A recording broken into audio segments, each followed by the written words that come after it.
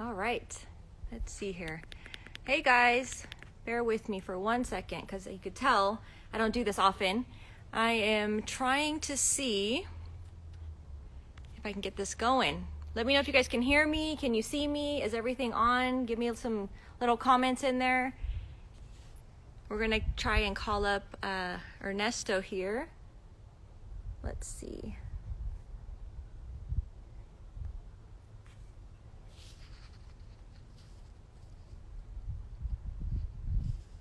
Hang on here.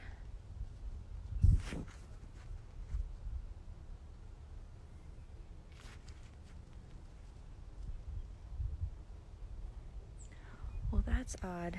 Let's see here.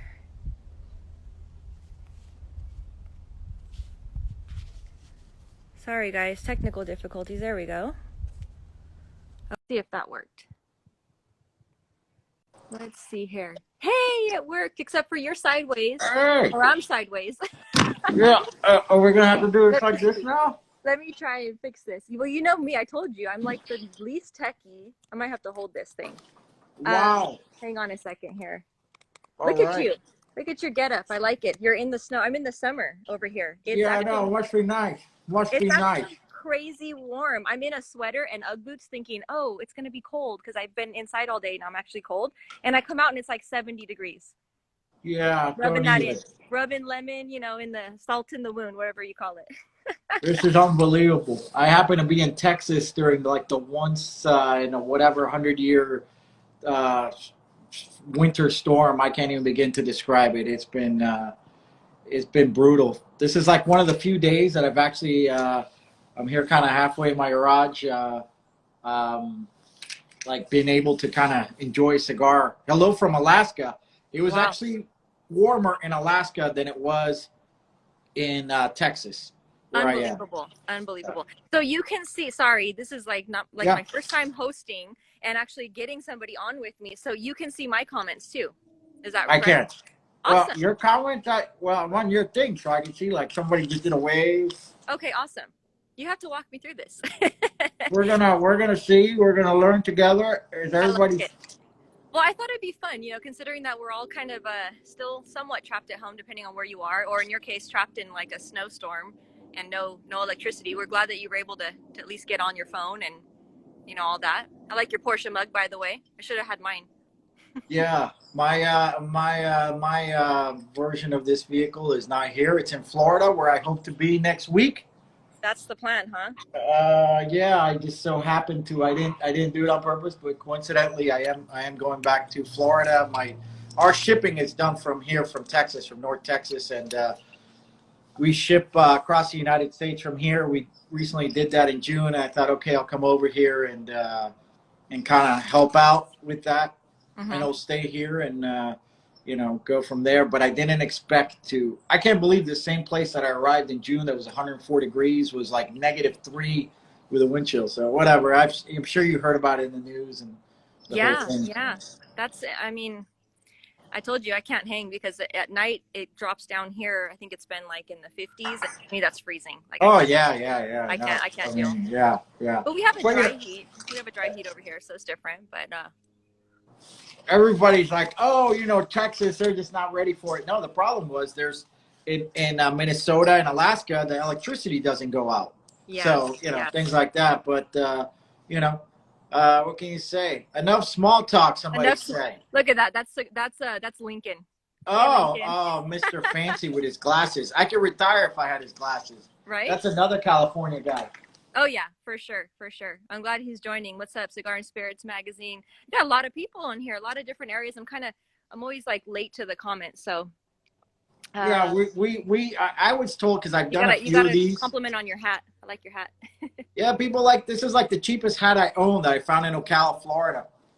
Nice. And everybody likes my hat, and this is like $25 or whatever hat. But Dia can talk forever. When somebody said, "Oh yeah," well, I've had to do a few of these live things, so they've always told me ignore reading the comments and just get with it. Yeah. So let me take the lead then, because I think we could do the small talk forever. Right. So tell us a little bit. I think myself included, I haven't heard the story, but I'm sure there's a lot of people watching that may or may not know. Like, how did you actually get started in cigars in the cigar industry? Well, that's a good question. Uh, I was born in Cuba. I left when I was 6 years old. There's been a bit written, Cigar Aficionado magazine, other things in other publications about my family's history there, particularly my father. Mhm. But in my case, I came here when I was very young. My father's family were tobacco growers in Cuba, so I have family there, land, whatever. He became a writer, well known foremost writer, poet, Cubas, and spoke out about Castro and blah, blah, blah. I mean, I've told this story quite a bit of times, but fast forward to growing up around cigars all my life, Mhm. I was always a creative person around creative people, both my mother and father. I studied the graphic arts, if you will, and worked for ad agencies, design groups, and in my mid 20s, I was like, I don't want to do this anymore. I really love cigars. I grew up around them. Yeah. I have a heritage in that world, and I'd like to see if maybe I can bring something to that. At that time, let me just back it up and say that in the United States, there was a cigar boom that was introduced kind of when Cigar Aficionado came out in 1993. I'm gonna say 90s, right? Mid 90s or so. The first issue, I believe, was 1993, Cigar Aficionado. And then that started really the trend of like cigars coming to the forefront. The industry itself was not prepared for what came. Hmm. People like my father and a lot of people in the Cuban community would smoke Padron. And not the Padron that my fancy American friends smoke. Not to say anything against that, but the Padron Aniversario is not around there. If you were Cuban and you were in Miami, you smoked Padron or the old Camacho brand. It was a guy named Camacho back then. Now it's whatever. But Hmm. I mentioned it on my live. The Padron Fumas. We have a version called the Padilla Fumas, and this is a short filler cigar, and they're still around Uh-huh. in the Cuban cafeterias of Miami, and that's where Cubans.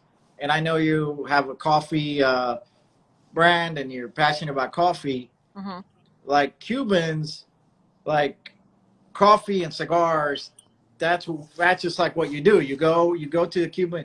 You don't go just to the Cuban restaurant to just eat the food. You also sometimes go there to grab a coffee, and then the Cuban exile community, Hmm. like most immigrants that came to this country, didn't have a lot of money. So they people like Padron came out with the Padron Fumas, which was an inexpensive cigar with the leftovers from their what we know today as their 1000 series. And so Uh-huh. people like my father, whatever, you get them there and you pick them up and whatever. Now people are like, hey, what about those Padron Fumas? People don't know Yeah. so much about it, but that's kind of what really helped make that brand. So to me, it's an essential part of kind of the history where like Italians, they have grappa, which Yeah. was made from like the leftovers from winemaking, and it's like now it's become this thing. So anyway, going back to how I got started, I wanted to get out of the world I was in. My father passed away in the year 2000. He was a professor at Auburn University. I flew down where I was actually in Texas working for an ad agency, Uh-huh. and my Wait, brother's Auburn University, you said? well, he was a professor for Yale. He was a professor for many different years. He's a visiting professor for a lot of universities, a scholar. There's a video in my Instagram of uh, President Ronald Reagan speaking about my father when he goes to universities when he's That was seen in neat. America. That was really cool. But he always had a cigar. Time magazine did articles. Always a cigar. Always a big part of my history. And when my father died in the year 2000, I flew down to Miami, and my brother basically couldn't get a babysitter at the time, and he had some business thing to attend to, Hmm. and I went with my nieces to a rollerblading rink. I Nice. took them, and it just so happened that Nick Perdomo was there. Let me tell Oh, you, wow. I'm Nick Perdomo. He Oh, was a little wow. bigger. He was a little Yeah, yeah, yeah.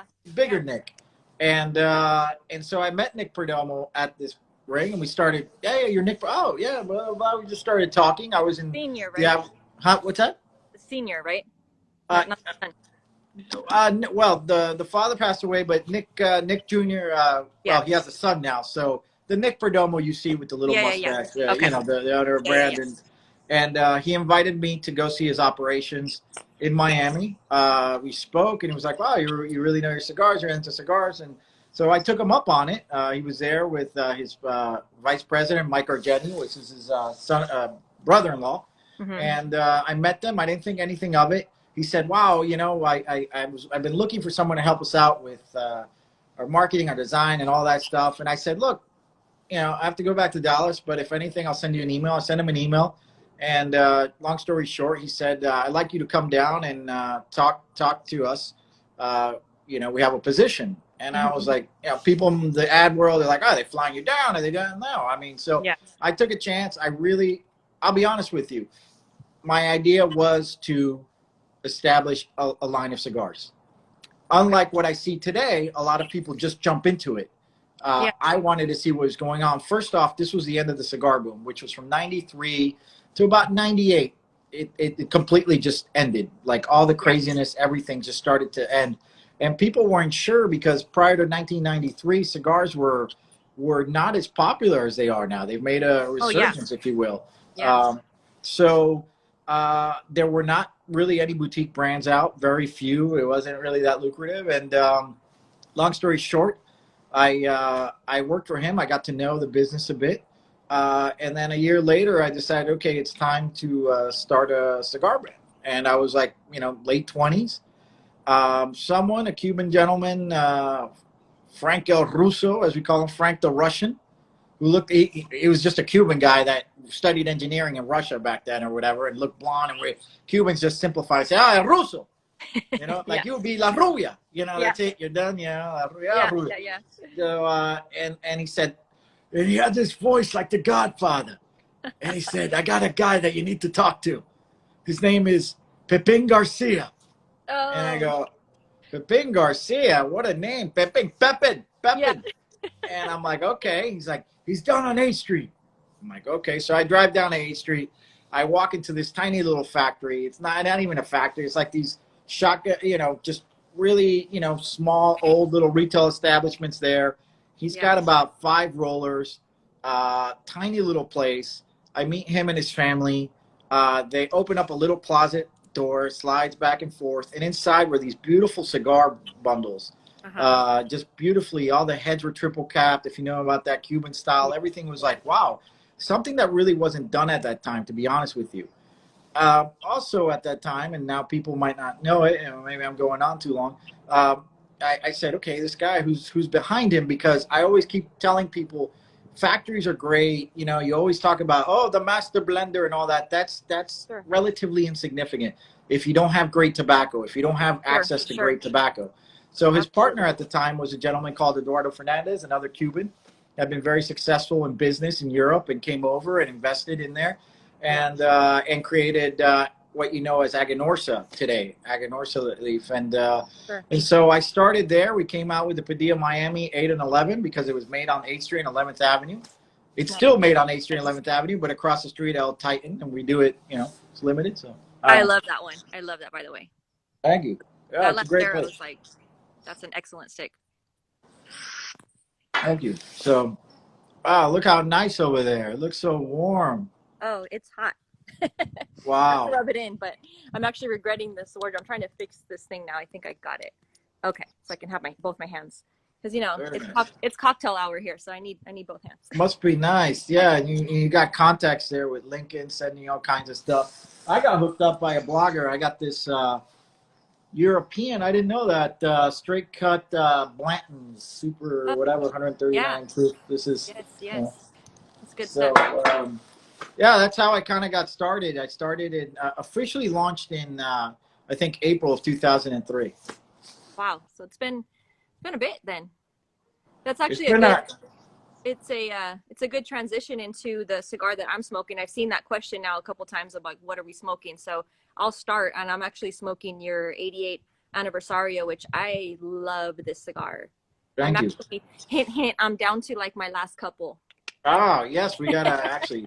Before I leave, I need to stop by the warehouse, because I'm like, I realize like, man, I'm gonna be on that road trip without cigars. But yeah, Yes, this is a nice cigar. I mean, it's yes. called the 88th anniversario to kind of Are you smoking honor the. that too? Oh, good. What's that? You're smoking the same thing? Nice. Yeah, this is Look at my that. Three of my last one. I figured I'd smoke though. I thought I wanted to have a vintage reserve because I'll tell you later what something put together on that. But nice, nice. this is a nice cigar. It's made with AJ Fernandez, which I'm sure many of Who's that? yeah, yeah. Well, that's the question a lot of people had when I first started working with him back in 2006 and seven. Oh, Uh, yeah. Well, yeah, back then, I mean, he was still kind of not as known as you. Now it seems like he's just in everything. So it's a good bet. yeah, He's got a good setup over there. I've been to his factory a couple times, and his fields they're impressive. You hit the nail on the head when you mentioned I think that the master blender sometimes gets a lot of the hype. Like when people are talking, myself included, when we're reviewing cigars, you talk about who blended it and things like that. But you hit it on the head when you talked about the quality of the tobacco, because if you have terrible tobacco, it doesn't matter who's blending it. I mean, it's just you're starting out with a bad product. So I know that for a fact the tobacco that I've smoked from you, not the case. It's really, really good quality. You can just tell by how it smokes and also how it ages, all those factors. So, that's a yeah. really good point that you brought up. That's the key of what I do. I mean, a lot of people kind of market themselves as a super master blender, this and that. I mean, I kind of seek out people before they kind of reach that stage, and then they like kind I of can see this. away, and then Hear the ash. Sorry. yeah, yeah, it's very. This cigar has a tobacco in it, and when I know we've made cigars for a lot of different people now since I started with him, but it has something that's very special to him and special to anyone who's hardcore into cigar making. He's Cuban, and such am I. And there's a seed strain called Pelo de Oro, Yeah. which how does that translate? Golden Almost like, hair? yeah, basically. Yeah. Golden hair. But Yeah, that almost was gone, right? That was almost like obsolete at one point, wasn't it?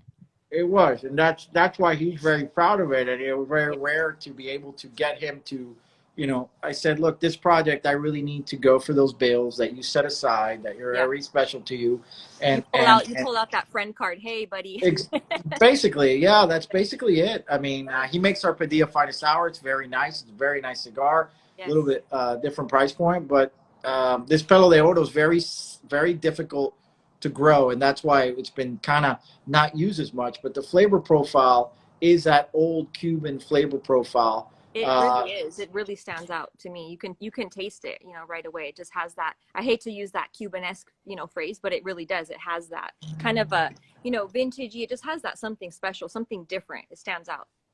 That was the idea, was to like, okay, we're gonna make a cigar. I'm honoring my father with this one. I really want something that's really special, and we Not had to this interrupt plan. you, do you happen to have a picture of the box handy, or maybe you could tell people later to check out your Instagram? I know you have a beautiful picture of your dad and Ernest Hemingway, which is really neat. Yeah, I mean, they decided to kind of feature that on the box, a little bit of the story there that ties in with America. He's a famous writer, and he's been kind of tied in with our industry a little bit. Sure. And yes, it's going to be. This is a very traditional, even though this is a little bit. This cigar is going to be about $12. It's a little bit higher end, but it has a very clean, classic paper wrap box with a photo of my father and Ernest Hemingway back in Cuba, since It's it's a cool. honoring him.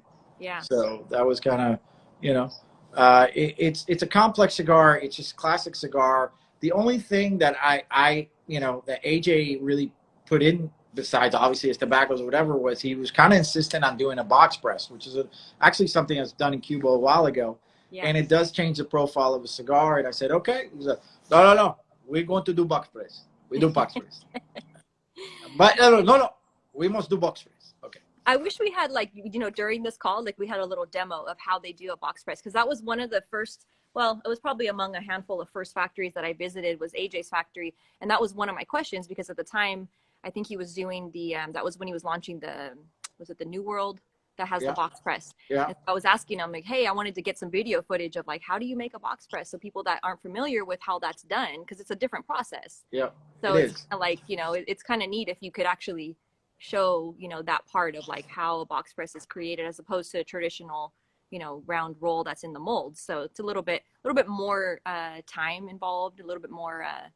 I would say a little bit more of an expert type of a roll, because if you don't get it just right and then you're pressing it, it's not going to smoke correctly. Correct. And that's, and it changes the profile completely if you were to do the cigar round as opposed to Mm-hmm. box press. And that's because of the filler ratios we use inside. Yeah, So, I mean, I'm very proud of the cigar. I'm proud of what we've done with him, bringing in the finest hour line here, pretty boxes, but really it's a cigar that counts. that's that sun grown. Uh, I love that sun grown with coffee. That's like, oh, yeah, that one. all right, yeah, I'm like, well. I go between the Connecticut. It was funny because I'm normally like a Maduro person, just always Maduro, always Maduro. And then, recently it's like I kind of go outside of my own wheelhouse and just kind of try different things. And so the Connecticut, I was going back and forth between the Connecticut and the sun grown with my coffee. And when I found like the first morning coffee, I like with the Connecticut, but I Yeah. always do like a 3 o'clock coffee hour. Like I always have my afternoon coffee. And the sun grown, to me, I don't know if it's that time of day or what the deal, but the sun grown with my afternoon coffee is like such a nice pairing. I mean, because I like the Nice Maduro more. classic cigar. I mean, listen, on the finest hour line, we have a Connecticut, we have a Oscuro, which is Maduro, and the Connecticut really surprised me because, Yeah, and on that one, that was all AJ. It was a really, I don't normally smoke Connecticut's, but when I yeah. got the samples in, I started smoking them with my coffee, and I was like, kept looking, I go, wow, this is honestly, I kept, there's very few Connecticut's that It really has a impressed me. good body to it. Like it's not, Yes, you don't lose it, up against a cup of coffee, which is what I correct. always look for. Like I always make that analogy of like, the coffee and cigar pairing, but it's like, if you have a Connecticut, it's difficult to pair it with a coffee without losing the cigar. And that one actually stands up really nice to a cup of coffee, especially the way I drink it. I drink it black. I don't put any cream or anything. So it's like, it has to really have some What body. kind of coffee do you normally drink in the morning? I drink usually, I drink my coffee, but I drink Yeah. the Guatemalan usually in the morning. It's the Eh, daydream What blend. is it like? Is it American style or is it espresso or how do you like? No, I mean, I do like a pour over, and it's from Antigua, so you have a lot of like the traditional kind of Latin coffee. What's a pour over? I don't. What's a pour over? So it's a pour over is where you're actually, you put I use a metal, what is it called? I can't talk right now. Instead of a filter, a metal filter. So you put your carafe and then you put the metal filter. I like the metal. Some people do paper. To me, paper takes away some of the natural, it sounds funny, but the natural fat from the coffee, like the oils, the paper catches it. So I use metal. And then you use, hot water and you go over it kind of like in a circular motion, and it brews. You have like a 4-minute window to brew it. So you're kind of pouring it, you wait a Wow. couple minutes, and then you let it come, and it blooms. If it's a good coffee and it's fresh, Wow. it should have a bloom to it. And it's excellent. That's probably, well, I do that every day. But then, weekend time where I'm not necessarily in a hurry, I'll do a French press. And usually for the French press, I'll go with something. I'll usually do like my Yirgacheffe. So it's like that Ethiopian coffee, a little bit of a heavier profile. So, but We use I brew can method is important. It changes the whole thing. really I have to do that because Hmm. we Cubans do the same thing as like Italians with their little cafetera with the Yeah, thing yeah. that you screw on and you put it on there to make the espresso. The I mean, mocha pot. Yeah, yeah, yeah. that's kind of what we do, and fortunately, I buy Italian because there's really not many other options. Of course, I can get it shipped Sure. in, but I kind of haven't got that hardcore into coffee. Maybe Yeah. I should. I should. You should send me some. I'll send you some. I thought I had. My bad. I need to send you some. Oh, let's see. I have Yeah. to get the new address. See, Yeah. my espresso that I have, if you're used to the Italian espresso, it's lighter because it's meant to be paired to, so my purpose is when I did the coffee, I only have 3 different offerings right now. And I did that because it's meant to be paired with a cigar. So you could drink it by itself, but it's literally meant to be paired with a cigar. So the espresso is not a super dark roast like most espressos have that, like, again, Right. most of the Italians, they're literally Yeah. like super, super dark roast. This one is about a medium plus roast. So you get a lot of flavor nuances from it versus, because, I mean, how do you make your Cuban coffee? Do you put the sugar in it?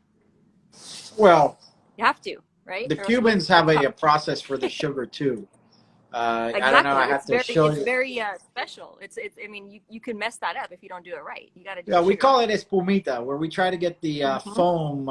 We take you brew the coffee, and then you pour just a little bit in. You pour like 20 tablespoons of sugar. No, no, not that much, but you pour about one or two. It tastes like it tastes like there's about 20 in there.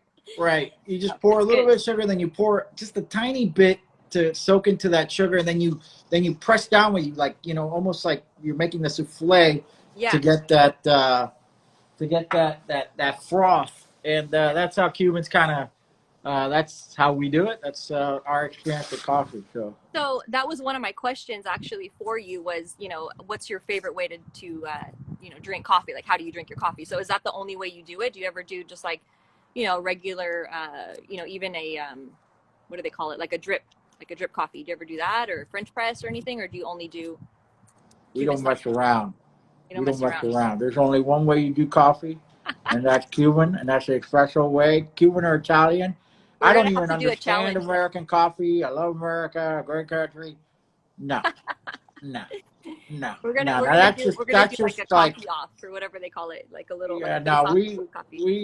we drink quite a bit of it throughout. If you work in Miami, big Cuban community there, in any office, whatever it is, you're waiting for you go into an office, you're waiting for your insurance thing or whatever. There's always a lady that at certain times she goes, the little cups, little plastic cups, Yeah. and she goes around and she's like, cafecito, cafecito, cafecito. But And plastic, you can't drink it out of plastic. That changed. oh Oh man, you no, you gotta. people I'm a are snob. so I- fancy. I'm a snob. I gotta do glass. But Oh no, my. that's funny because that was my first stop when I went to Miami, and it's been a couple years since I was there. But the very first thing I did off the plane out of the airport was go get a Cuban coffee.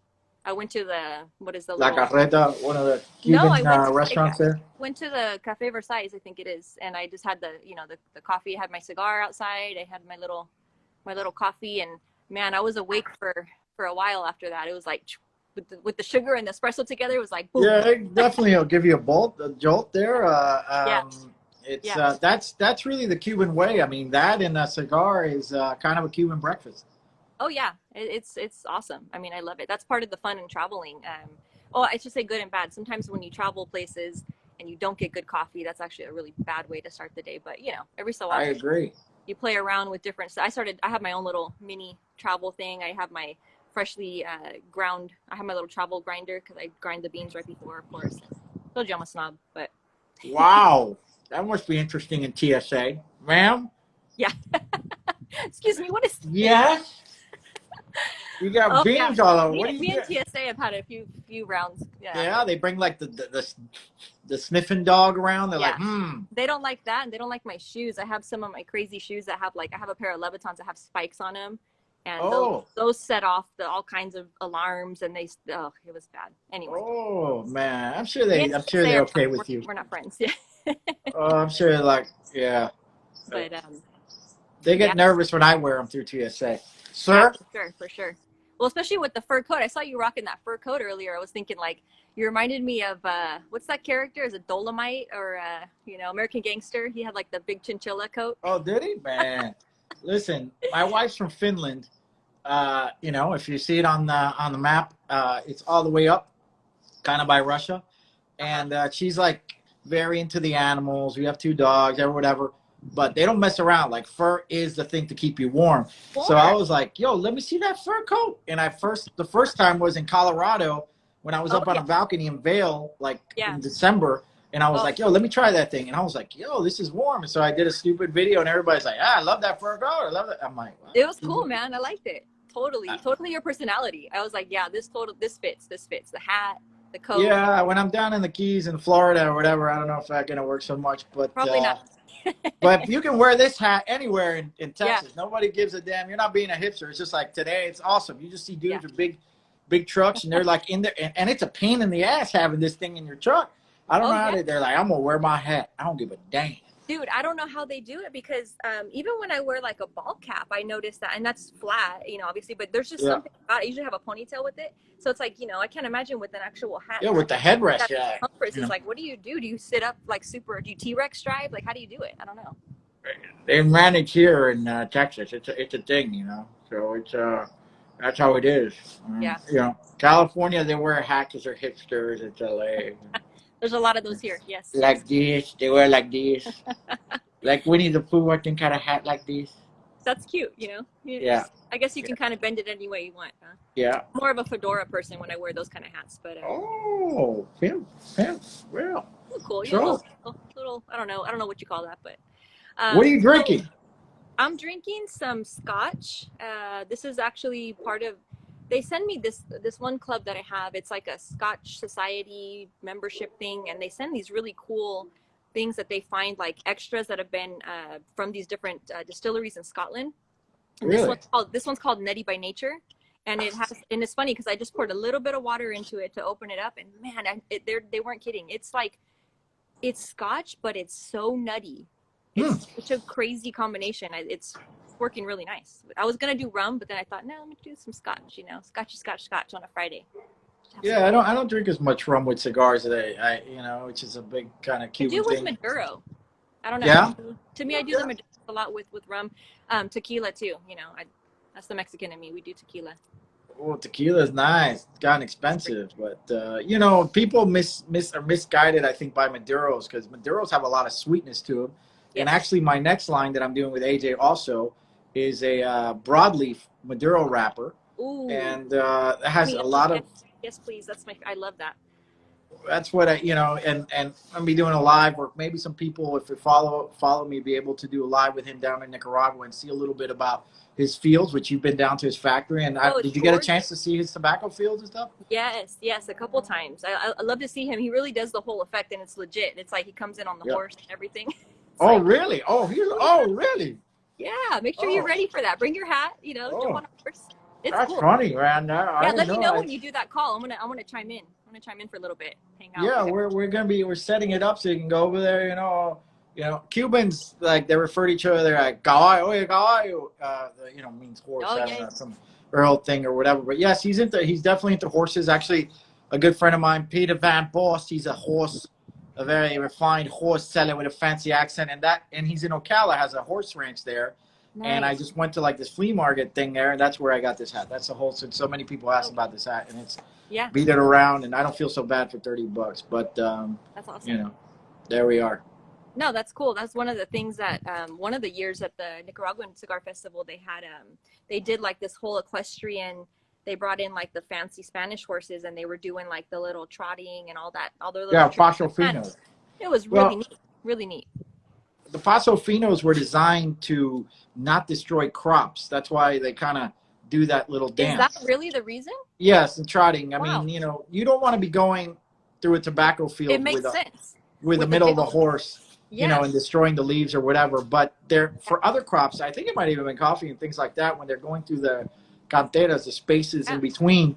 yeah. So it's one of the things in But yeah, horses are obviously a big part of the Spanish culture and whatever. So That's cool. That's cool. So my next question for you is one I always ask everybody, and that is, what's your favorite vitola to smoke? Like, do you have a preferred vitola? anything that's good. No. I We think can't we all of can't us. coin you we can't coin you like Team Lancero or anything. You're like Team just kinda, Lancero.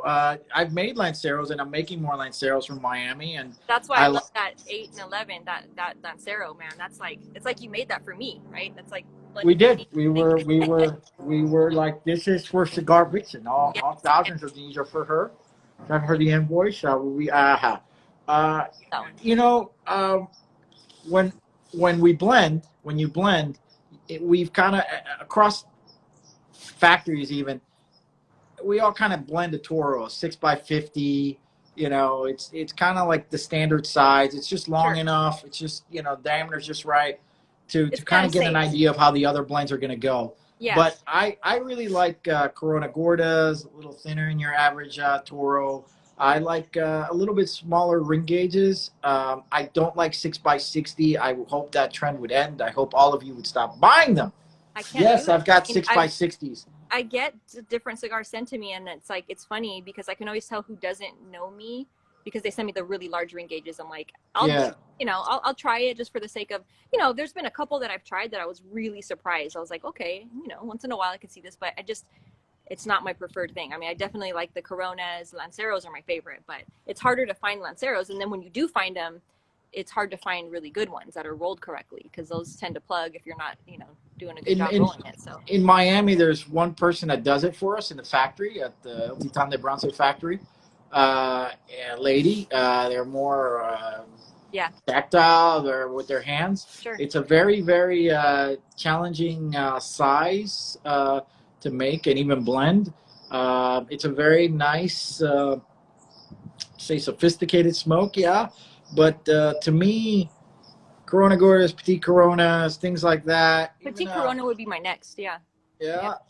yeah, you just like what I want people to understand is that this is not like wine where you get a little bottle, it might have the same juice as a bigger bottle. Sure. The physics of the size of a cigar will will change the experience that you have with the cigar. You're tasting maybe some more of the wrapper, Right. and the combination of filler and things like that. So the challenging thing for cigar makers, brands like ourselves, is that when you're doing a premium cigar, the labor costs the same doing smaller ring gauge as doing the bigger ones. Yes, there's more tobacco in the larger ring gauge, but people look at, see like a Petit Corona or something like that and be like, oh, for like $2 more, I can get a bigger cigar, things like Yes. that. Yeah. So, and back in the day when I started, gosh, it's been so long. Churchill's is one of my favorite sizes, 7 by 48, which is not Yeah. really smoked very much, and Yeah. it gives you the opportunity to really see a blend transition. If you take the time to smoke one, Yeah. it's 7 inches. I Yeah. know by 48. But it really, you'll see the blend really shine. And I wish I made them more. Fortunately, it's still a business, and you want to, retailers are like, oh, well, these didn't sell as much, so you don't, Yeah.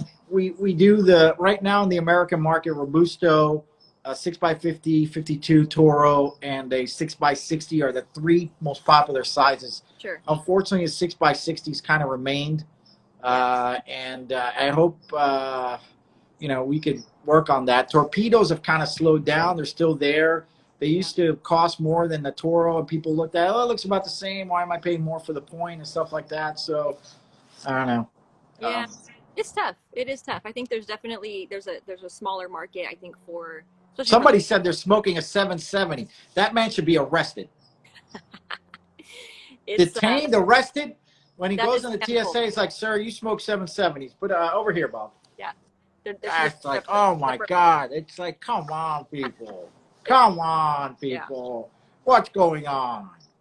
I think you're right, though. I think it comes down to the price point when you're in the humidor and you're looking around and you're like, wow, yeah, for like $1 or $2 more, I could get this huge, gigante. That's like a 70, ring gauge. It's each of them. I think you got to understand that when you do a 7 by 70, they're filling it up with other tobaccos to get it to burn that are not necessarily the best. Mm-hmm. And so you're really just. I feel like 50. I'm trying not to insult anybody. I'm not. This is 2021. This is a new me. New year, new me. Tell us how you really feel. No. Right. I know. That's the problem. I always say how I really feel, and then people are like, I'm trying to figure out how to. You're like, why do people not like me? No, I was kidding. Yeah, right. Then the problem is I don't give a damn. I mean, people don't like the truth sometimes. But I don't know. I mean, I'm having a hard time seeing all these comments. I'm missing.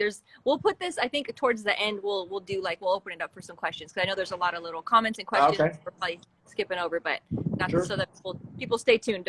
Don't go away yet. We're still having fun. So no, that's interesting though. I think that's funny with the larger ring gauges. There's definitely there's a market for that for sure. You just ask any retailer, they'll tell you those are what gets bought up the most. But I mean, you have those few that are really, I don't know. I kind of compare it to the coffee. I always go back to coffee, and it's like you have people that, no offense, but it's like you have those that are into the real specialty, freshly roasted. They don't grind it till last minute, that kind of thing. And then you have the Costco, big bins of coffee buyers. So hey, everybody has their own palate. But yeah, but I mean, once people can discover it, and if they find and one of the things I've done is create this kind of overrun thing line that I have on my website of stuff from certain factories. Yeah. What Cigar and Spirits you Publisher. think Ernesto it? loves the big long irrigations. Yeah, yeah, yeah. I got it from you, buddy. Um, e- Those are after hours comments. No. yeah, yeah. Uh, Oh, I mean, I don't know. It's just, unfortunately, look, in Europe, we do actually very well in Europe. The brand is known very well there, and you can. Yes, some larger ring gauges are becoming popular, and even yeah. Cubans are introducing 56 ring gauges and sizes like that. But Well, didn't um, they didn't they do that 58 Bahike not too long ago? It was like yeah, that that's a was damn wow. I don't know what's wrong with people. I don't. That's a sign of society really going down. That's really, if I were to be like, I don't know, meet the press and they're interviewing me, I'm like, oh, I would have this and my suit on. And I'd be like, They'd so what's the like problem? they'd have to pre-screen you. Okay, Ernesto, don't talk Right. about large ring gauge people. Yeah. Yeah, yeah, yeah. I mean, I It's have okay, guys. Mike. It's okay, guys. It's all right. You keep smoking the 60s. It's cool. Is You know, Baba everybody. Watas still around? Baba Watas? You know what? I think it's good like if you're you're outdoors, you're going golfing, you're cutting your grass, something that's like a long task that you just want to like have a larger cigar that's not going to go out. It's going to last you, you know, a while kind of a thing. But I still would go for the Churchill if you're looking for like that longer smoking Yeah, experience. and the So ring like gauge, the for me, it ring works gauge. perfectly. I mean, it kind of, look, somebody said, I don't feel comfortable with Lanceros in your mouth. That's fine. I mean, for me, a Lancero being outside doing stuff doesn't make sense. You have to take the time to smoke that one Yes. because it just, it It can go requires out on attention. you. It's a cigar that you have to pay attention to. You have to just Yeah. kind of enjoy it with something and take your time and be in the right setting. Mhm. So I don't know. That's my little Yeah. thing on finger gauges. So my next question for you would be, aside from coffee, what would be your next favorite pairing, like with most of your cigars? Like, what's your go-to? You have a full liquor cabinet. You know, what are you grabbing to smoke or to drink with most of your cigars? I wish I had a full liquor cabinet like Cigar and Spirits Publisher over there. You can send it over to me. I think a friend of mine really got me into bourbon, and I don't know as much about it, so I'm a little bit naive. But Colonel Taylor's been a good one. I've been fortunate to not only have Jonathan Drew as a good friend, but he also makes a cigar for Pappy Van Winkle. Yes. Very kind of sought after boutique bourbon there. So Yeah. If you could they find it, yeah. You'll have so to I've try. been able to sample like these very high, expensive, rare Yeah. bourbons, and they're very nice. But there's so many things that you can get that you don't have to go to that level that can, meet that. That it's. I see similarities. Where Buffalo Trace distillers make things for higher end customers are rare that don't Yeah. necessarily own the distillery, like Pappy Van Winkle and stuff like that. So I like. Weller 107, look for it next time you're out. Yeah. Weller 107 is one of those like hidden gems that I had a friend in the cigar industry that I used to do Thanksgiving every year at the beach over here in Southern California. Yeah. So I would always open it up. I'd cook everything and open it up to whoever needed somewhere to go. And a friend of mine, it was always like bring your own booze kind of a thing. And he brought this Weller 107, and I'm telling you, it's like to this day like my favorite bourbon. It's excellent. Huh. I did a bourbon podcast thing, and they told me that what the hardcore bourbon guys do is they get, and I forget what it is, and it might be that, but they do that with mixing it with one other thing, 2 parts that to 1 part that, and they said it's the poor man's Pappy Van Winkle. And I'm like, really? It's like, yeah. And so, Yeah, let's circle back for that. Can you post that recipe on your right, Instagram later? yeah, no, I forgot the thing there, but Yeah. there's That third part's pretty important, huh? It's like right, yeah, I don't know what but I look, when I'm down in Florida and I've been fishing or whatever, I want to enjoy a cigar. I usually tend to go with German beers, even though they're a little not that can stuff you up and stuff like that. But I like Hefeweizen, things like that. And then yeah. at What do you night, so do you have those with like any of your cigars, or is there one in particular? Because I feel like that's a harder pairing to make, with the different beer. beers. With the in particular the German beers. Oh, I think it's Because kind of they're a little more like oomph to them, like they got a yeah. lot of yeah. Well, outside the United States, Germany, cigarworld.de. Check them out if you're in Germany. Yeah. Nice. Nice. I always feel good when I sell Germany because I have 2 German cars, 2 Hey, German me too. dogs.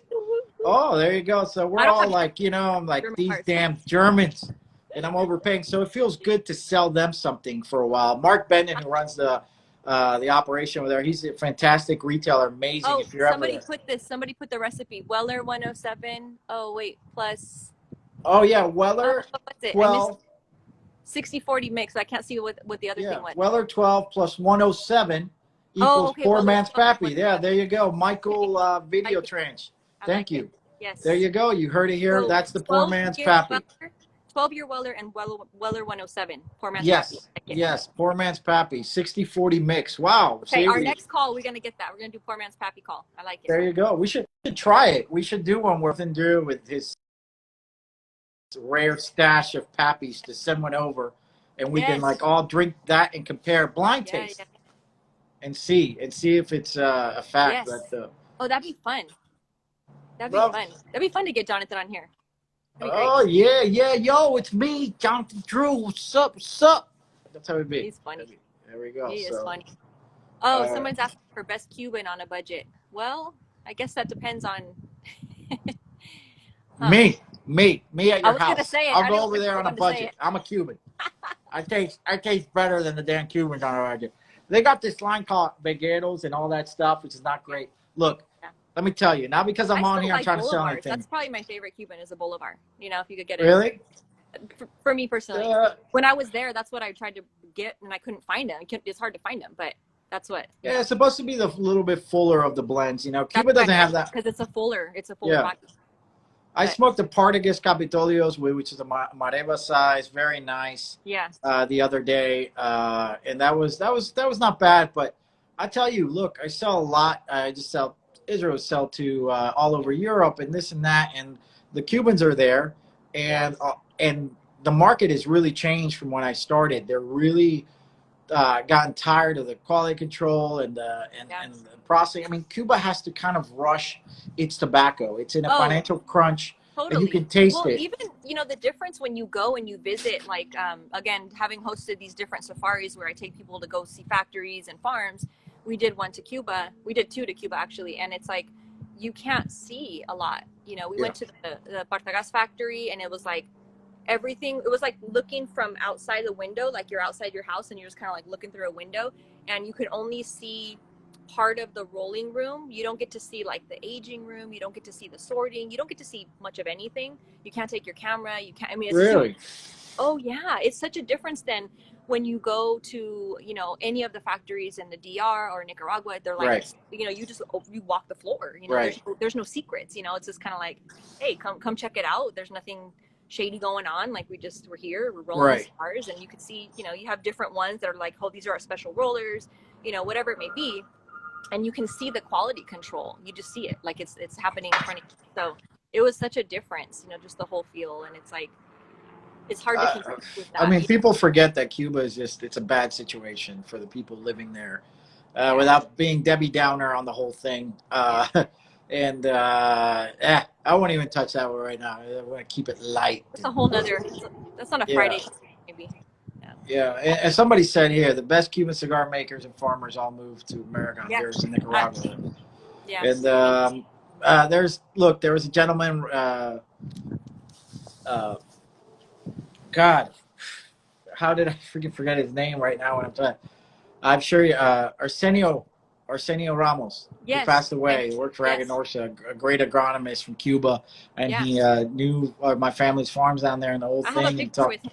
He's great, man. Nicest guy in the world, man. Very humble, and I didn't realize really that he passed away. When did he pass? Like a few years ago, not too long ago, and it was a shame. He was a Cuban agronomist, fantastic. He was 80-something years old. Such a cool guy, so knowledgeable. I mean, yes. I love his analogies too, because we took a group there, and he was comparing. It was funny because he's saying, he's speaking in Spanish, so I'm like hearing him and his analogies of talking about tobacco and how he was comparing it to a woman's body. Oh, right? I was gonna say. Yeah. I was gonna say, oh, you must have been very popular with Arsenio. Oh, Delicia. But the The way he was, ligero. no, the funniest part is he's talking about the tobacco leaf and he's comparing all the different stages of tobacco and the leaf and the Right. blending and the sorting to a woman's body and how you should caress and all these Yeah. different things, right? And the guy translating into English for him is kind of like skipping all that. He's just Right. Right.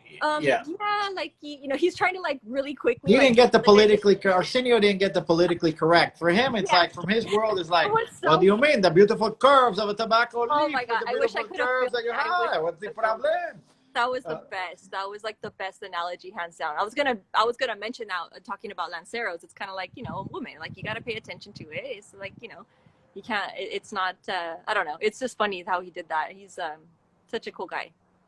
Yeah, I mean, he was wealth of information. He was Cuban, and he would always talk about Jalapa in Nicaragua, where we Yeah, grow tobacco, and many do, yeah, and how the similarities to Pinar del Rio, the tobacco growing region there, and but it was great. He was very happy to share uh, all his years of experience with anyone really that wanted to yeah, listen, and everybody loved the guy. He's a great man. yeah, yeah. There you Wow, go. wow. So we asked you your favorite vitola. We asked you what you're pairing, and we know how you take your coffee. So tell us a little bit about the background of the website, because you're like a kind of a renegade on that. Like you're like the first dude to come up and just say, "Hey, I'm going to do a website and make it direct." And I mean, I appreciate that. I mean, I think I'm hoping that a lot of the people watching can kind of really realize like how much you took out of the footwork of that process of just being able to jump onto your website, and you kind of cut out the middleman, and it's like it's direct. You still do stuff with retailers, which is cool. You support the brick and mortars, but you make that available, especially during COVID, where it's like, hey, you could just order directly, and I mean that's really cool. So Yeah, I mean, how did that I come think about? doing this for close to 20 years with my own brand and longer in the business, and I've seen a lot of changes.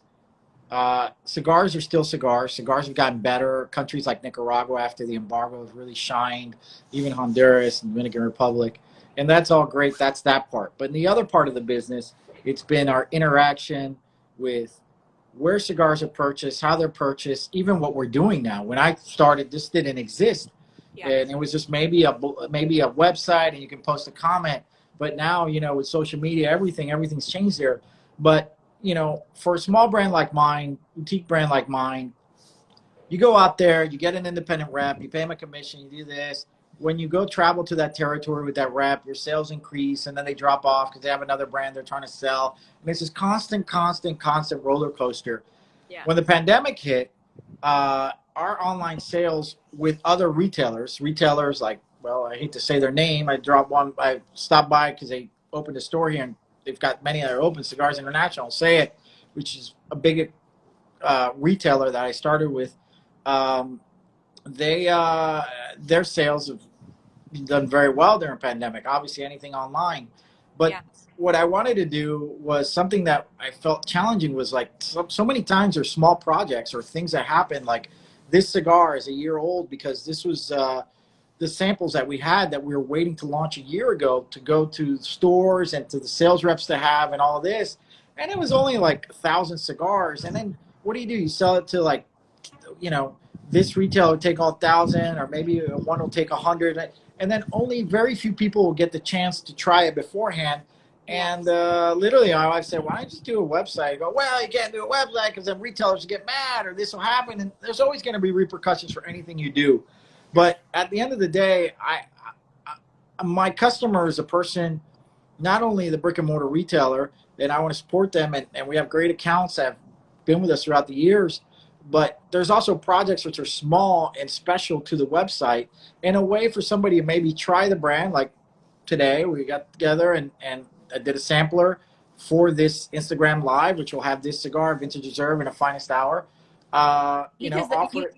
and that vintage reserve, I know we did that one offering a while back, and it was like, wasn't that one just kind of like a special run, that particular Well, yeah, it that was was like, the it was the story, it well, was like found, you forgot about it or something, it was like yeah. something Now everybody like does these. God, again, I'm trying to new year, new me, trying to be nice, we not say won't say anything. names, we'll just say there's different projects, right? But that Well, one, there's a lot of marketing, ba ba ba, and then yeah, when you actually when the factory does really call you, like it happens, like yeah, El Titan de Bronce originally, Sandra, down there, the small humidor, Annie, yes, Sandra.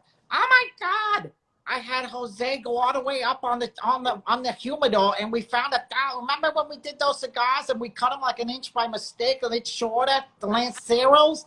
And I'm like, no, not really. Yeah, how can you not forget? Oh my God, I have the stuff here. Oh my God, Love we it. found them up there. What do you want to do with them? And then at that point, I'm like calling different retailers. I'll get them out of there. It's like, hey, okay, we'll take 100 of them. Okay, we'll Yeah. take 200. And I'm like, there's only 1,100 of these cigars. I Yeah. should just put them on a website and offer them to the end consumer. Yeah. And that's really how it happened. I was like, Yeah. wait a minute. And the same with the pre-release of the 88. I was like, why don't I just put them on my own website and do it Yes. there? Occasionally offer some special, occasionally do some things. There's even friends of mine who have cigars that are like kind of, I know there's brands that do, oh, we found these cigars and we do, oh, you're always finding fucking cigars. What an amazing thing. You know, it doesn't really happen that way. Yeah. But in this case, the Vintage Reserve was something we stopped producing, and then there was about 300 5-packs. I mean, we made them into what was left into 5-packs, and that's one of the Yes. cigars are in here.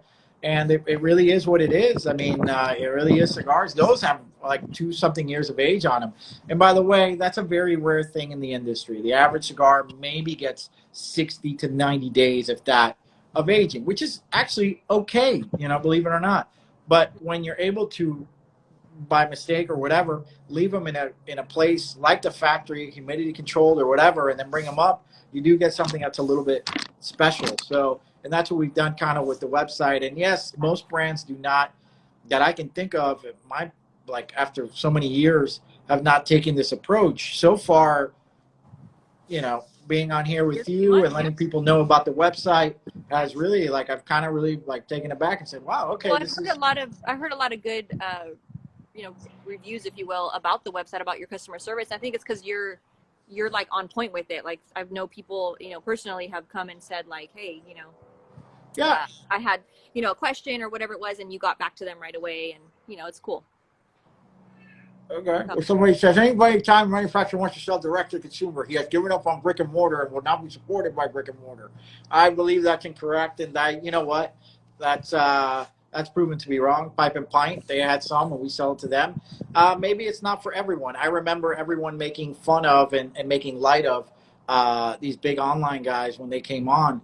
And it was an opportunity for boutique brands like myself to stay on the market and continue to sell without having this huge infrastructure shit. At the end of the day, you need a cigar, and you need a good cigar, and you need it to get it at a value, at a good deal. And that's what I try to do. And that's it. I mean, the market is the market. You know, if Henry Ford said it best, if I would have asked my customers what they wanted, they would have said I would have wanted a faster horse.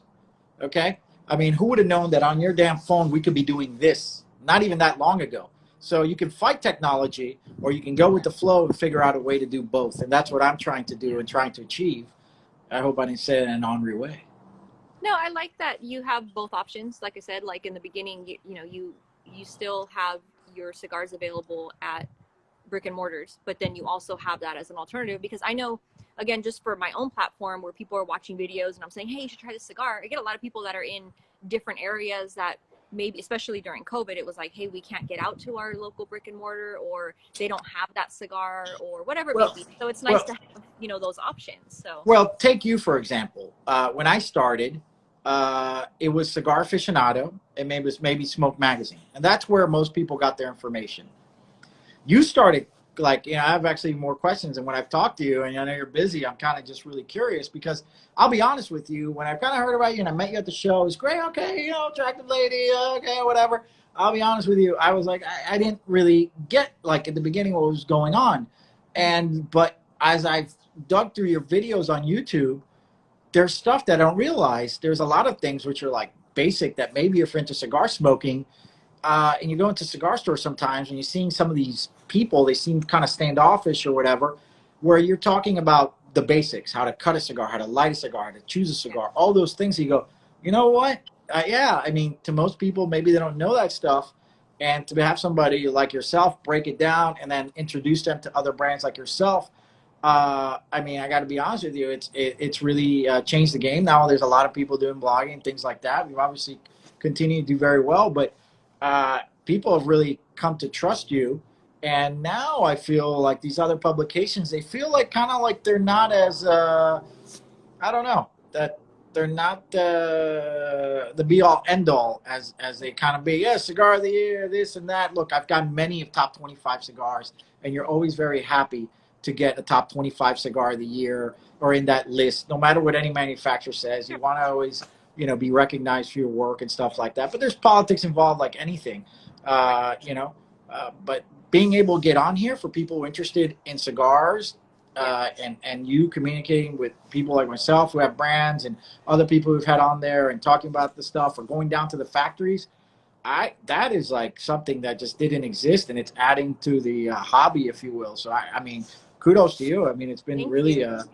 Thank you you. It's know, been fun. I've learned a lot, from where I started and where I am now. It's like, man, I've said it a lot of times, like I'm a total nerd. Like I geek out on it because it's so cool. I mean, there's so much that the yeah, average smoker misses if you don't talk about it. Like even just how many different hands touch the tobacco. I mean, that's like kind of a basic one, but it really is true. And you see, especially in like, in Nicaragua, for example, like you go to the factories and you see how many people are involved in the overall process, from the people that are priming the leaves and bringing them over to the curing barn. There's amazing, something special about being in a curing barn. It's like one of my favorite places to hang out. They've done some where they do like lunches in the curing barn. right? Oh, I could stay there all day. I mean, it's like the best atmosphere. The I mean, how the amount beautiful, of work surrounded by tobacco drying. It's just like, oh my gosh, I love it. It's so from the cool to time see you the grow whole. the right. Well, I mean, you've seen it. It's amazing. Somebody said it best. If people really saw what it took, you think cigars would cost $100 each.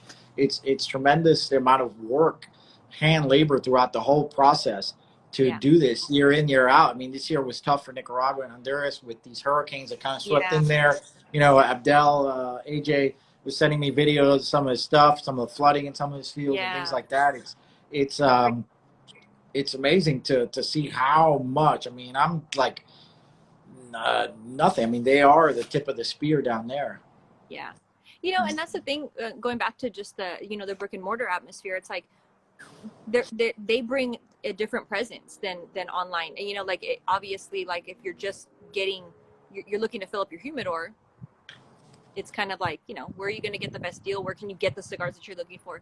But the brick and mortar has something special to offer when they have the lounge atmosphere. You want to go, you want that Absolutely. camaraderie of smoking. So I love that part of it too. I love that side. I visited some incredible lounges, across the states and outside the states too. And it's like, you can't top that. You can't compare that to the online atmosphere, but you can order and you have it, shipped to you directly. I mean, there's something to be said about that, again, especially for the people that are maybe really far away. I have friends that are like, dude, our closest lounge is like an hour away. I mean, so it's nice to have those options. And again, just trying to bring light. That was always my goal when I first started, was just to kind of shine a light on the industry itself. Like, hey, it's not just tobacco. It really isn't.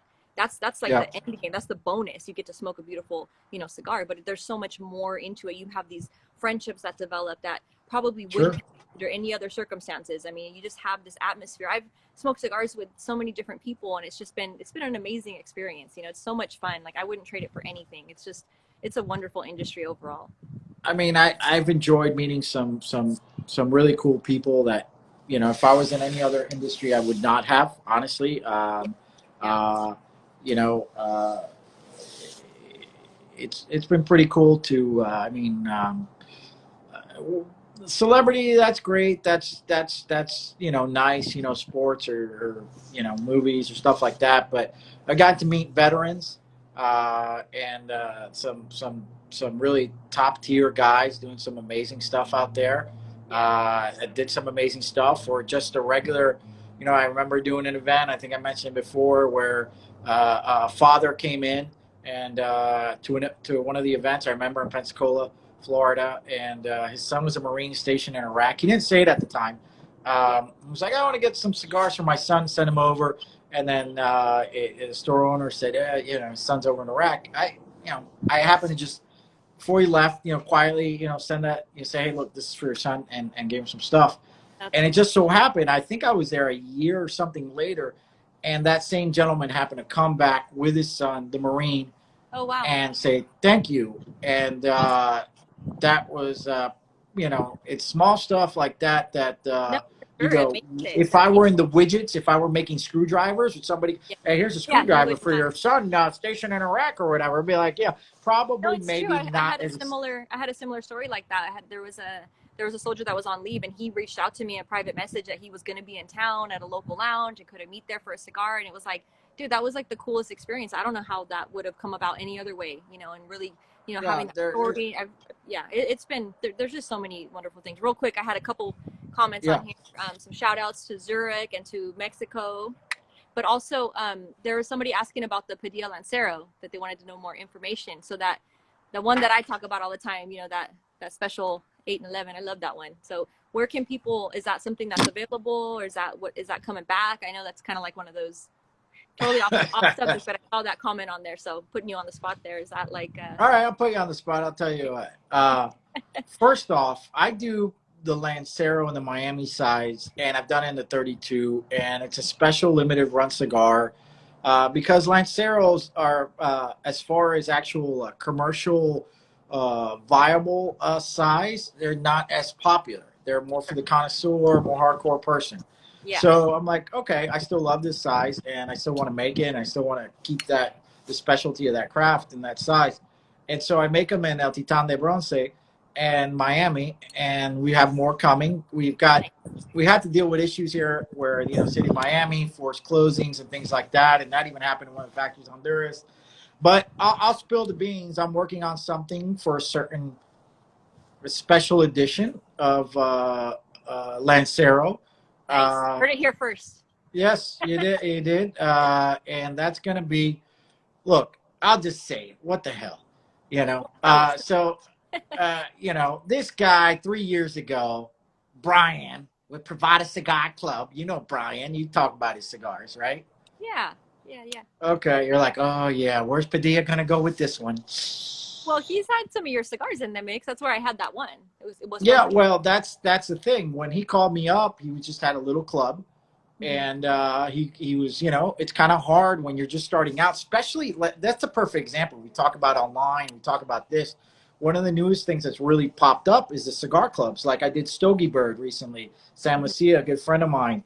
And I think it's a great way for consumers to try different boutique brands. Because Yes. actually, when you walk into the cigar store today, you might see a lot of boutiques, but they're kind of like different sizes, different versions, of the same boutique brands. So Right. smaller brands might have a harder time getting in there. So being able to get in there, getting into consumers' hands, that was the kind of the idea these cigar clubs have come about. And I've Yeah.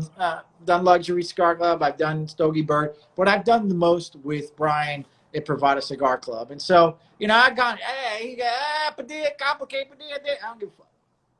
I do what I do, and we've had some great cigars that we've done for him. Yeah. And recently, he's been busy because everybody and their grandmother has a cigar now wants to put it in there. I'm like, oh, okay, you forgot the people that what you started with. But I said, okay, all right, let's do something. Why don't we? Yes, why don't we do a Someone just got their Stogie Bird Padilla package. Yeah, because you were. It was funny because I took a little break from Stogie Bird, and when I jumped back in with them, yeah. yours was the manufacturer of the month that they were doing. It was funny. It was, Coincidence? yeah, it was like meant to be. Ah, yeah. But Yeah. yeah, I'm working on something with But you brought up Pravada. a point again too with the clubs. It's like it's a good opportunity that and I've said this before in some of my videos. It's like under other circumstances. I mean, I've had some cigars come to me that I probably would not have gone and bought. I know for sure I wouldn't have gone and bought them. First of all, some of them can't even be found in a retailer setting. But also just if you're not familiar, you might not want to just walk Yeah. in and grab that. So if it's sent to I, you, you're kind of like, all right, let me smoke it. Let me give it a shot. So I there's was in Miami. I was in a place called Lincoln Road, this pedestrian walkway place where like on Sundays they do like a farmers market. I was there with my wife and some guy. He was kind of young, maybe late 20, mid 20, or whatever. And I see this guy like I'm like kind of like following me around like behind me. I'm like, yo, what's up with this mofo? I'm like, and were you in your chinchilla jacket? No. yeah, well, maybe that could be. I look a little funny when I'm walking around in 90 Somebody wanted to degrees. hug you with the fur. They were cold. Right. Yeah, I don't blame him. He was probably like, "Who the good-looking man?" Uh, and he stopped. He says, "I'm sorry. Are you Ernesto Padilla?" And I go, You trying to serve me? Who are you? You know, who are you, my man? And I'm like, and Yeah, for they you know, found and he's you. like, no, I go, maybe. He goes, I, I, I buy Padilla cigars from get Privada Cigar Club. I get Padillas from there, and I love them. I go, oh, okay. And I was just curious. And I go, how long have you been smoking cigars? He's like, I've been smoking for maybe a couple years. And I go, and why, now I'm curious, why the club? Why the Privada Cigar Club? How'd you hear about it? He goes, well, I'll be honest with you. I like to try different things. And I feel sometimes when I go to a cigar store, and I'm not trying to bash cigar stores here, but I know some people have had that experience. When you're newer, I feel a little bit, not saying intimidated, that's not the right word, but I feel like, I feel a little bit more pressure to get, hey, let's go, what do you want, this and that. And the Pravada kind of curates, or cigar clubs, this for me. So I'm able to try all these cigars. And then if I like it, I'll look for it, Sure. to buy a box or more cigars in a store if they have them or this and that. So when I got into business, there were no cigar clubs. The big thing that all the retailers hated was online. That's Sure. never, the internet is never going to happen. Yeah. Well, And it's nice then, because you get the write-ups too, which I think is, you get like a little bit of information, so they kind of give you some tips. Where, um, again, I've said this before, even to retailers, like sometimes going in, that's if that's your first time going into a cigar lounge and you have a bad experience, you're not going to want to go back. It's really important who's working the humidor. It's like if you get somebody who maybe they're short staffed that day, but it just so happens that it's somebody's first time in. Um, and they don't know what they're talking about, or they're yeah, they're rushing you, or it's like, hey, yeah, or you go in and you're like, hey, I normally smoke, padrones. What else would you recommend that's in that similar, right. wheelhouse, whatever? And you don't have a good recommendation, or they don't know. I haven't come across that too much, but I have come across it where it's like you could just tell they don't know what they're talking about, and you're just like, dude, this is your first face-to-face interaction with somebody. You're going to lose that person. They're not going to Right. come back. So Yeah. that's where the clubs, the online, depending on how personal it is, I think that makes every bit of the experience and makes people want to come back, and it adds to that. I mean, there's some great retailer. We have Mm-hmm. Count Pipe and Pine and or the Great Golden retailers Leaf, out there. North Carolina. Yeah. They've helped a lot of people out. Like they And again, whenever they a get lot a of it is atmosphere. Yeah. Yeah. I mean, right, and, it, and their store, they're very accommodating, and there's some maybe not so much this and that, like any industry. yeah. But it's been a good way to kind of get into consumers' hands and try different things and expand the Yeah, there's a comment business. right And there. Three stores near me, only one is welcoming and helpful. I mean, that goes to show you a third of this guy's experience is like, only yeah, one of them. they, That yeah. I I mean, mean, in fairness, some brick and mortars, I and think it's there's a lot hard. of guys who, It is hard. It's hard. Like if you're not the owner, because if you're the owner, it's different. That's your pride and joy. That's your baby. That's your lounge. You care about it. But when you sometimes if you have to hire out, and you get people that don't really know, or they're having a bad day or whatever it may be. I remember going in before I was legally able to go in. My older brother worked in a cigar lounge, and that was my really, first interaction. Yeah, in San Diego, downtown San Diego.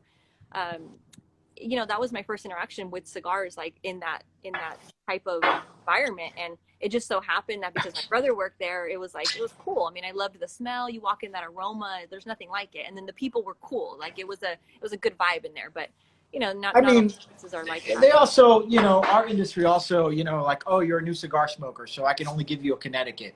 Oh, you're a female cigar smoker, I'm going to give you a flavored cigar. I think that's very limiting Yeah. and so many ways, and Yeah. that's why the clubs can really help. And I mean, there's educating people on like Maduros. You love Maduros. That doesn't necessarily mean they're going to knock you on your feet or whatever. It's a Right, that's one different of like the biggest process. misconceptions. And that I did a tour of some lounges, Wild Bills, out there in Michigan. And all I think I went to 5 or 6 stores, and each one of them had something very unique to bring to the table. Very, their staff was really friendly, very knowledgeable. I wish that was the case in all the different places that you go, that you walk into, that you have a friendly staff, that you have people that are super knowledgeable, that are very welcoming. Hey, pull up a chair. You want something to drink? Whatever it is, it changes the experience. And it helps when you have a really big humidor. So there's another lounge, out in Panama City Beach, and Peter Shaw. I don't know if you know him, but he has like every cigar under the sun. You know what I mean? Like shout out to Yeah. Wild Rochester. Yeah, we did it. We did an event there. They were great. Like it just depends on the lounge It atmosphere that's does. and the people, you know, like it really makes a big difference. And I think there's room for all of it. You know, that's the beauty of the cigar industry. There's room for online retailers if they're doing it right. And I think that's one of the things that I like about what you're doing.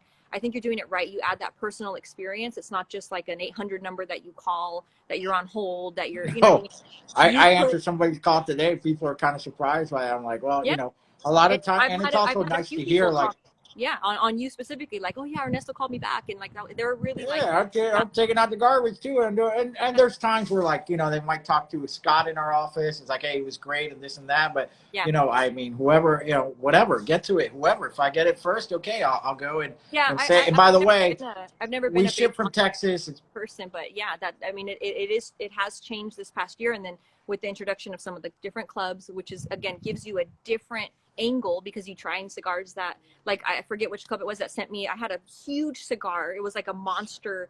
And I was like, dude, I would have never bought this. But I actually, to my own surprise, I really liked it. And it was like, I would have never bought really, this. I would have never smoked that. Yeah. I mean, it just goes to show you that with that, it's kind of like a forced, like, hey, you're going to try this because it's part of your package that you got this month. And hey, you know, I liked it. So that's a cool experience. And then again, when you are doing something that nobody else is doing and you're adding that personal touch, and you get, you know, you call in people, you're answering the calls, you know, you're answering them online. I know Sam does a lot of that too. And it's like, yeah. it adds that personal experience. It makes a big difference. And that's a huge thing because nobody wants to order something or whatever it is, or go into a lounge or whatever and have a bad experience. It's going to make you not want to come back. So it just Well, really, it really changes it. I mean, look, at the end of the day, the heart of the industry is cigar stores. Being able to go in there, see the Absolutely. cigar, see the presentation of the boxes that come in, kind of get some knowledge. There's Oh, definitely a great, the events, you know, the events are great. That's how I yes. started, you know. I mean, that's a, you can't compare that to anything else. But it, again, there's room for it all. You know, we have big humidors, and there's a lot of cigars that they hold. So it's a, it's a good. They do, but sometimes the clerks working there have been smoking for a while, and they get a little bit biased with certain things, certain flavor profiles, certain things. So the clubs kind of take that kind of away and allow a mix to, Yeah. you know, to anyway. We, you could tell I didn't like this at all. Look at that thing. Oh yeah. Down to So the neck. when you take off the band of the Padilla 88, only in the samplers that we're doing that we have available right now, you see this band, and this says Padilla Top Secret. And the story is that this is how the cigars come banded when we're just giving it out as samples to cigar stores, to reps and stuff like that. We don't, before the bands are printed and all that, we just want them to try the cigar. We don't care. It's not the actual finished band. Sure. And so when these sat for a year in AJ's aging room in the factory after they were rolled, because we didn't know what was happening in pandemic, I said, let me put that project on hold. These bands were on it. And when I called up the factory, I said, let's take off those bands. They said, look, can we just put the other band on top of it? We don't want to damage the cigars.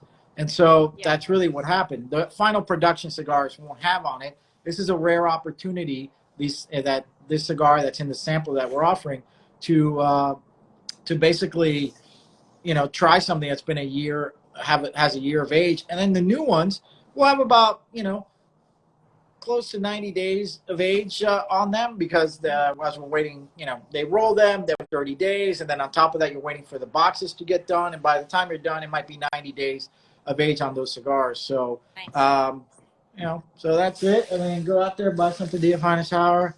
Oh, what? Grown. Love it. Love it. Yeah, what? I So got an empty box. Yeah. So you mentioned in the beginning here, so you put together something special for our call. Like, let's hear a little bit about that because I'm excited. I'm running low. I've been smoking through during my renovations and all that. I've been smoking through all my Padilla Yeah. hours. And what's going on? What's our promotion that we're doing? Well, we're having the Delicia special today. I'm glad you asked. Nice. No, this is now that the other cigars are coming. The Padilla 88 and Rosario, which was what we've been smoking, they brought them up in 5-packs, and I'm like, I don't want to just go through these 5 particular case. We've got the whole Finest Hour line made by AJ, the Connecticut, the Robusto, the Squirrel. Did I lose you there? It sounds like it's going round and round there. Are you there? I got you back. I can hear you. Okay, there you go. It's frozen. So It's frozen look, on your hat. you get a Padilla 88 and a Rosario. This is a $12 cigar. You get Robusto, Finest Hour, Squirrel, Connecticut, Sun Grown, and a Vintage Reserve. Ooh, One is $12. The vintage furs was $10. The other ones are about $8 to $9. nice. But for you, $35 out the door. Let's go. Come on. Wow. There you go. No, The really. Delicia special, I like it. I was like, let's get it in people's hands. 35 That's what they bucks, really? need. Like seriously? 35 What's bucks? that? 35 bucks, really? 35 bucks. 35 bucks, 5 premium cigars. You know, both Wait, these let cigars me are put loaned my over order 20 in now bucks. before everybody steals those. That's a good deal. Damn. Thank you. Thank you for that. That's Yes. awesome. So, Wow. well, I think, and it's happened because we put a couple of samplers out there. I think people have tried it, and now they're like, you know, hey, wow, when do the boxes come out? Yeah. We don't even have really that many boxes coming up at this, but we want to getting up there and before we start getting into stores. So, try it out. You can't beat it. You know, 35 bucks, 5 premium cigars. So That's great. boom, somebody said that while I I freeze here like in it. my garage, and you're in warm, sunny California drinking your It is fancy. starting to drop now. The sun's going down. I'm getting a little Yeah, chilly. it's like 70, 71, you Yeah. know. Yeah. So So yeah, where? So they can find it. I'm assuming just on the site. I did put a link to your site on my Instagram page. So if people yes, watching can jump onto my Instagram. yes. Or off the call here, and you can click right on the link. It'll take you over to Padilla's site. And and we did it kind of fast, so it's a picture of you in a lovely white dress. I have the same dress, but in blue. Nice, nice. I got the same heels. So just click on her lovely picture. You don't get her when you order the sampler, just a little thing there for you to be, oh, hey, I didn't get the Vixen. How come it didn't come with the Vixen? You ship to Australia. Oh, boy. Here's the thing. International customers. Here's the thing. And we've done it. I have international customers. We're opening up the UK. There's other areas. Uh, we will ship, but the shipping costs are different. And then understanding your country, you know how it is.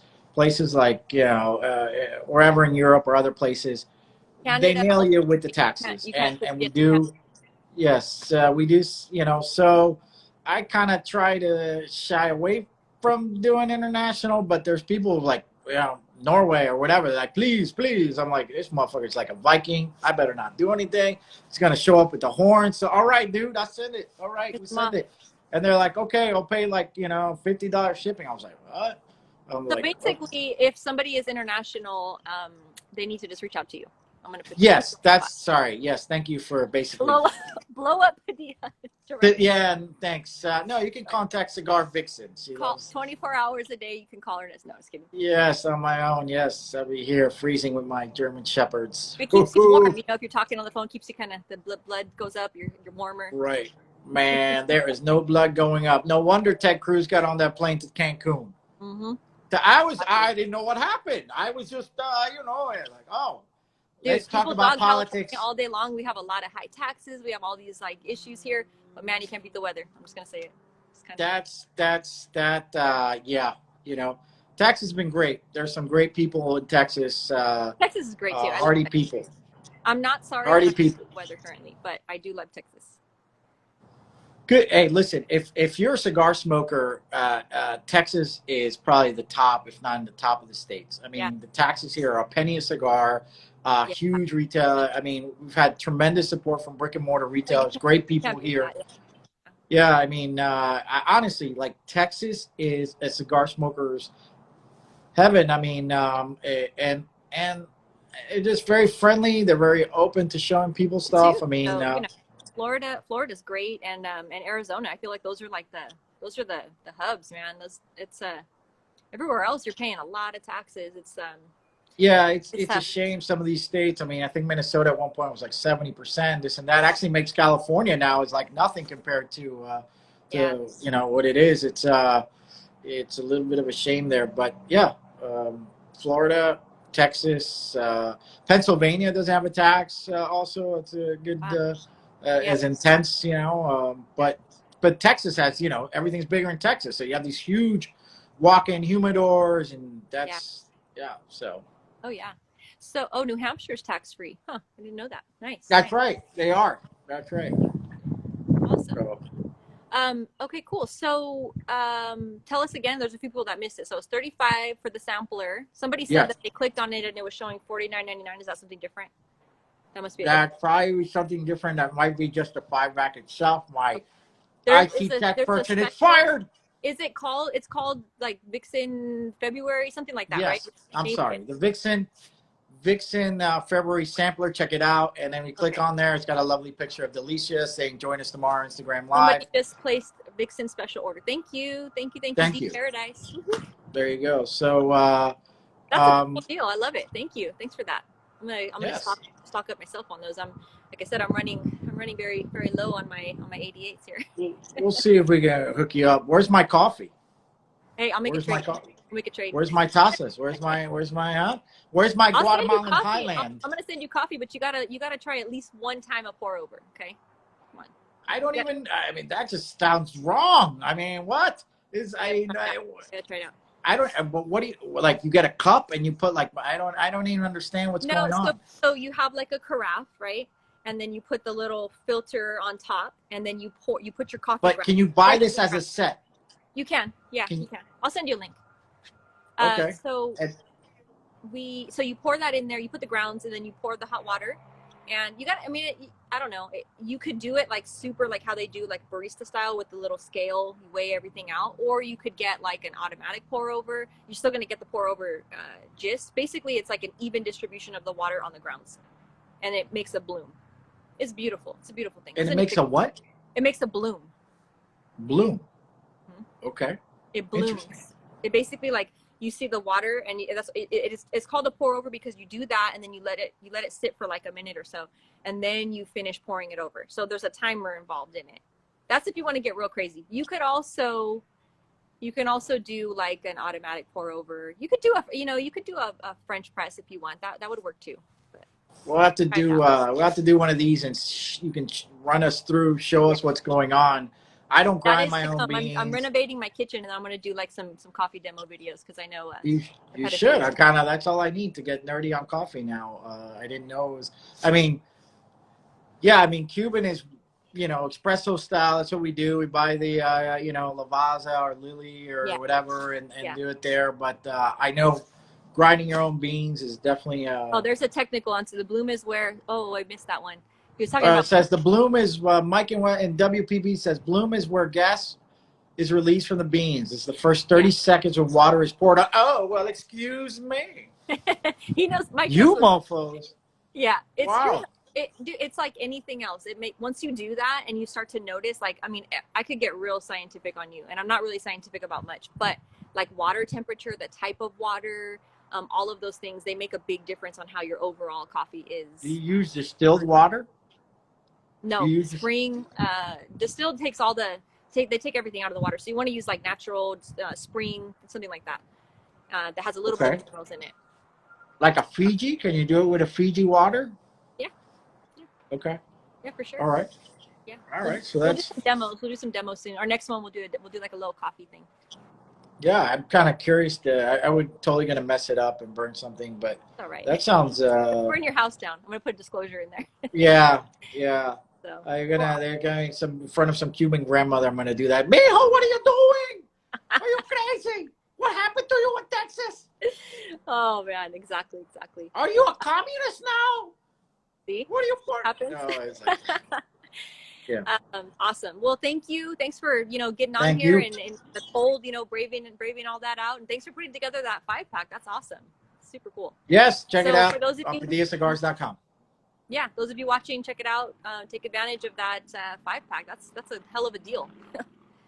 Awesome. And go subscribe. You have a YouTube channel. I want to do a YouTube channel because I think it's better for the thing if they let me on there. They might censor you. I like. Look, you're into coffee, obviously cigars. There's a lot of things I forget, and I like to I've done some of the educational videos on short filler Cuban sandwiches and things like that. Yes. That I want to kind of explain, and some other things, the different ways of cigars are manufactured and why it matters. For example, you know what? I'm making fun of you because you do the pour over, but the reason I make cigars in Miami is because all the rollers there are Cuban, and how we make cigars there is completely different. It's the traditional Cuban style, that one roller as opposed to pairs in Nicaragua, the entubado method. I mean, I can get nerdy. Right?